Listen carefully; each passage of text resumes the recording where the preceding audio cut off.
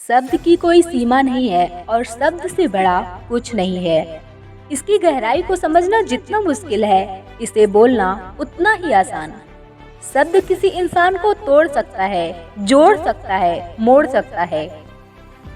इसके अंदर पावर बहुत है। इंसान में किस टाइप की क्वालिटी है, ये उसके वर्ड से पता चलती है। उसकी क्वालिटी उसके शब्दों से डिफाइन की जाती है। इस प्रकार वर्ड को हम जज भी कह सकते हैं। तो आपको क्या समझ में आया? शब्द जो है वो जीवन भी देता है और जीवन भी लेता है।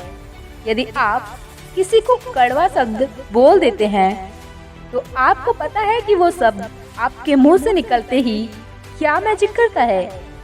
वो निकलते ही दूसरे इंसान के नज़र में आपको गिरा देगा, लड़ाई करा देगा, दुश्मन बना देगा। आपको पता नहीं वो क्या क्या बना देगा और आपके साथ क्या क्या करा देगा।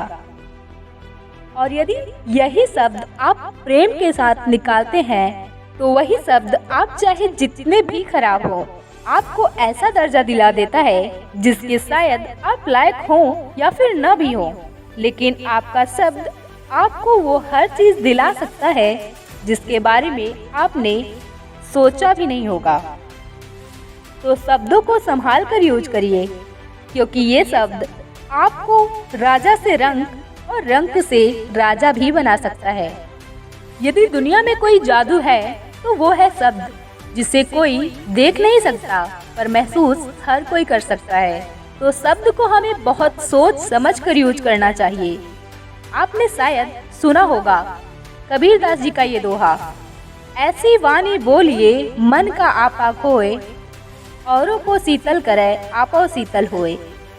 इसका अर्थ यह है कि हमें ऐसे प्रेम से बात करना चाहिए कि सुनने वाला हृदय मन प्रसन्न हो जाए और जिससे दूसरों को भी और आपको भी प्रसन्नता की अनुभूति हो। आप ऐसे शब्द कभी मत बोलिए जिससे किसी को चोट पहुंचे। जितना हो सके अच्छे और प्रेम भरे शब्दों का इस्तेमाल करें, क्योंकि एक कहावत है कि यही मुंह पान भी खिलाता है और यही मुंह जूता भी खिलाता है। इसका अर्थ यह है कि चाहे आप प्रेम भरे शब्द बोलकर मित्रता बनाएं, चाहे कटु शब्द बोलकर शत्रुता, ये तो आप पर ही निर्भर करता है और इसका फल भी आपको ही मिलना है। कहने वाले कह गए हैं, अब समझने वाले समझें। आज इतनी बातें जो मैंने आपको बताई है या बता रही हूँ, ये भी शब्दों के ही माध्यम से हमारे मन की बातों को व्यक्त करने का शब्द एक माध्यम है। तो इस माध्यम का उचित ढंग से और बहुत सोच समझकर उपयोग करें। अपने शब्दों से किसी को पीड़ा न पहुंचाएं और अपने जीवन को सफल बनाने की ओर ध्यान दें।